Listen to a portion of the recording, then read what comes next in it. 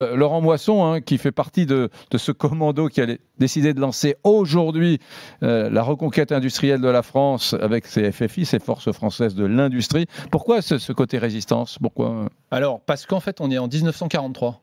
Là, maintenant, on est en 43. Là, on est en 43, c'est-à-dire que les Alliés savent qu'ils vont gagner, sauf que la fin de la guerre, c'est 45. Et entre 43 et 45, c'est très dur. Il y a des défaites, il y a des victoires, il y a des morts. Donc, ça va être dur. Ça va être dur, il y aura des entrepreneurs en difficulté, il y a effectivement un contexte qui est pas complètement, enfin qui est loin d'être réglé en matière de taxes, en matière de règlements, etc. et de normes.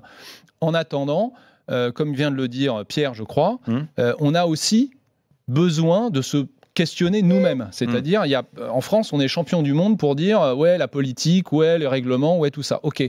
Maintenant, qu'est-ce que vous faites chacun pour votre pays et pour l'économie de votre pays. On parlait, moi je pense qu'avec Gilles, on est convaincu d'une chose, c'est que plus fort que les règlements, il y a le marché.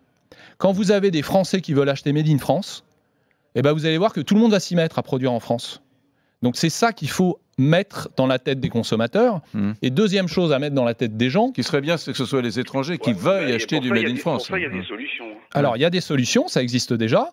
Il y a des consommateurs internationaux qui veulent le faire. Je rappelle que la fortune de groupes comme LVMH, par exemple, ça se fait comme ça. Vous avez aussi aujourd'hui des producteurs automobiles qui sont extrêmement dynamiques et qui viennent de chez nous.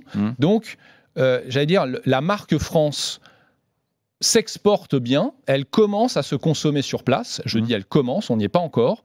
Et ça va faire, à partir du moment où il y a un marché, vous aurez des gens pour produire, c'est sûr.